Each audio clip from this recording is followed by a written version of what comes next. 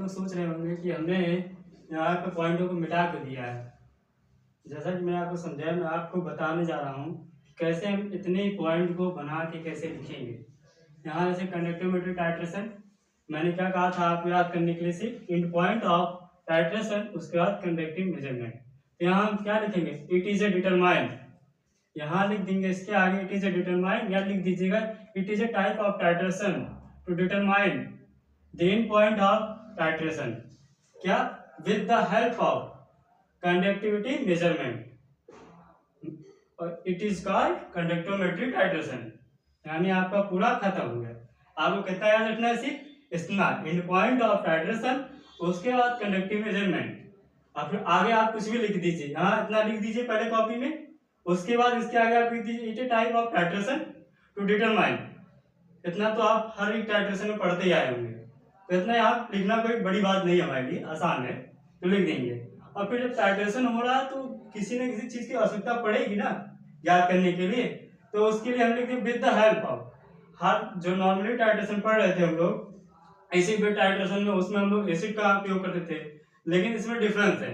इसमें डिफरेंट क्या है, इसमें कंडक्टिविटी का प्रयोग किया जाता है, इसकी सहायता से ही ये टाइट्रेशन ज्ञात किया जाता है। अब इसका प्रिंसिपल लिखना है। मैंने आपको बताया था कि प्रिंसिपल में आपको क्या याद रखना है, the titration one ion is replaced by another ion.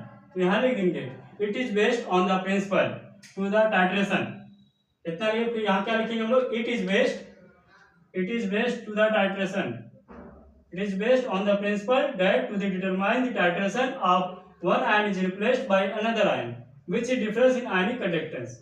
मतलब आपको मैंने क्या कहा, आगे क्या लिखना है प्रिंसिपल में, it is the principle that do you the titration, या लिख दीजिएगा it is a type of titration to determine the titration one ion is replaced by another ion. यानी आप इसके आगे कुछ भी बना के लिख देंगे, कोई गलत नहीं है, सब सही है। और प्रोसीजर में मैंने आपको क्या याद करके लिखा कहा था, जैसे आप चित्र में देख रहे हो क्या बना है, ब्यूरेट है, उसके बाद एक हमने क्या धरा, सोल्यूशन भरा हुआ है, ये बीकर है, बीकर हमने क्या धरा, सोल्यूशन, क्या, कौन सा सोल्यूशन, एनालाइट सोल्यूशन, और यहाँ ब्यूरेट में क्या, सोडियम हाइड्रोक्साइड, और दो इलेक्ट्रोड पड़े हुए हैं जिसको हमने किससे कनेक्ट कर दिया है, कनेक्टिव मीटर से। ये क्या करता है, इसमें जब क्या कहते हैं, जब टाइट्रेट, जब ब्यूरेट से टाइट्रेट नीचे गिरता है एनालाइट सोल्यूशन में, तो इसमें चेंजिंग आता है, इसी को डिटेक्ट करने का काम ये है कंडक्टिव मीटर करता है। यानी क्या हुआ, पहले हम लोगों ने क्या किया, इसका सेटअप तैयार किया, लिखेंगे first prepare to the setup, हाँ, तो उसके बाद क्या करेंगे, टाइट्रेट फिल इन ब्यूरेट, जो हमारा टाइट्रेट होगा उसको ब्यूरेट में डालेंगे, और फिर उसके बाद analyte solution fill in the conical flask, यानी लिख देंगे कॉनिकल फ्लास्क नहीं है यहाँ पर, बीकर है, तो यहाँ लिख देंगे analyte solution fill in the flask, ठीक, यानी बीकर में डालेंगे। तो उसके बाद क्या किया जाएगा, फिर now titrate at drop oil, जैसे हम लोग एसिड बेस टाइट्रेशन में क्या करते थे, धीरे धीरे ड्रॉप के साथ गिराते थे ब्यूरेट से, उसी तरीके से इसमें भी होगा। यहाँ आप लिख दीजिए अपने हिसाब से, now titrate at drop oil into the solution, और उसमें हम लोग क्या करते हैं, उसके पॉइंट को पहले कहीं ना कहीं नोट कर लेते हैं, तो वहां पे लिख दीजिए note the point of burette.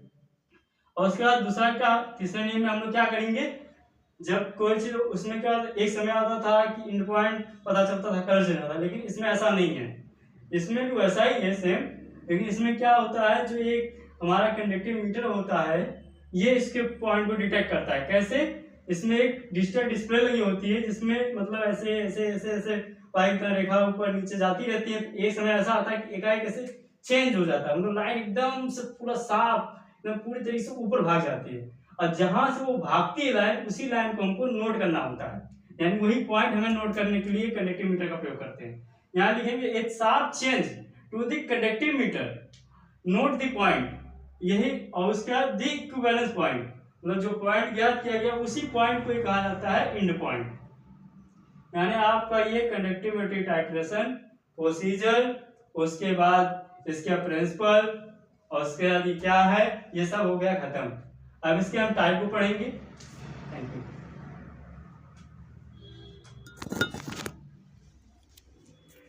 पढ़ा था इलेक्ट्रोमेट्रिक टाइट्रेशन, आज हम लोग पढ़ेंगे उसका एक भाग, इलेक्ट्रोमेट्रिक एनालिसिस का कंडक्टोमेट्रिक टाइट्रेशन। देखते हैं कंडक्टोमेट्रिक टाइट्रेशन क्या होता है। जैसे conductometric titration, it is A determine the end point of titration with the help of conductivity measurement. It is called conductometry titration. मतलब कि ये एंड पॉइंट का पता लगाता है किसके द्वारा, कंडक्टिविटी मेजरमेंट के द्वारा। जिसमें हम कंडक्टिविटी मेजरमेंट का यूज करते हैं उसे हम कहेंगे कंडक्टोमेट्री टाइट्रेशन। यानी आप लोगों को सिर्फ इतना पॉइंट याद रखना है, कंडक्टिविटी मेजरमेंट और उसके बाद क्या, and point called conductometry titration. उसके बाद इसका प्रिंसिपल को हम लोग पढ़ते हैं। प्रिंसिपल क्या कहता है, it is based on the principle that during the titration one ion is replaced by another ion which is differ in ionic conductance. मतलब ये इसका प्रिंसिपल क्या है, ये बेस होता है ड्यूरिंग द टाइट्रेशन, टाइट्रेशन में प्रेजेंट आयन के ऊपर। कौन से आयन, जो आयन रिप्लेस करता है जितने आयनों को, उसी को कहा जाता है कंडक्टोमेट्रिक टाइट्रेशन। और इसका प्रिंसिपल यही होता है। अब इसका डिपेंड किस पर डिपेंड करता है, जैसा कि हम लोग पढ़े हैं क्या, आयन। तो आयन की संख्या रहेगी, अधिक संख्या रहेगा तो ज्यादा मोबिलिटी नहीं होगी, क्योंकि ज्यादा संख्या होगा तो फिर ज्यादा मूव नहीं कर पाएगा, उसको कम स्पेस मिलेगा। मोबिलिटी, हम लोग मोबिलिटी पढ़ाया गया है, number of moles of solute dissolved in 1 litre of solution, it is called mobility. अब इसके प्रोसीजर को हम देख लेते हैं। प्रोसीजर क्या कहता है, firstly calibrate the instrument, titrate, fill in burette and solution fill in conductivity cell. यानी क्या कि पहले हम सेटअप तैयार करेंगे जिसमें क्या, ब्यूरेट में हम क्या डालेंगे, पहले हम टाइट्रेट, ब्यूरेट में हम फिल करेंगे कि स्टैंडर्ड सॉल्यूशन, कौन सा, सोडियम हाइड्रोक्साइड, और कनेक्टिविटी सेल। उसके now titrate at drop wise, उसके बाद हम टाइट्रेट को ड्रॉप वाइज सॉल्यूशन में गिराएंगे और उस पॉइंट को नोट कर लेंगे। Note the point of burette, burette के पॉइंट को नोट कर लिया जाएगा। तो उसके बाद हम लोग फिर क्या करेंगे, तीसरे मेथड, यानी a sharp change is generate our conductivity measurement, note the point. कुछ समय बाद एक शार्प चेंज आएगा, मतलब जो कनेक्टिविटी मीटर है उसमें एक शार्प चेंज हमको दिखाई देगा, जिससे हम नोट कर लेंगे। ये क्या होगा हमारा, द इक्विवेलेंस पॉइंट। जो ये शार्प चेंज हमारे क्या कहते हैं कंडक्टिव मीटर में दिखाई देगा, उसे ही कहा जाता है equivalence point. Obtain from the point is instrument between the line. यहाँ आपका हो गया खत्म। तो उसके टाइप देख लेते हैं, कितने टाइप के होते हैं। पहला strong acid with strong base, और फिर दूसरा इसी में हम लोग कहेंगे स्ट्रॉन्ग एसिड आ जाएगा, फिर वीक बेस, तो उसके बाद आएगा क्या कहते हैं वीक एसिड, स्ट्रॉन्ग बेस, फिर वीक एसिड और वीक बेस, 4 तरह के हो जाएंगे। देखिए अब हम लोग इसको मतलब मिटा देते हैं कि हमने क्या क्या पढ़ा है। चलिए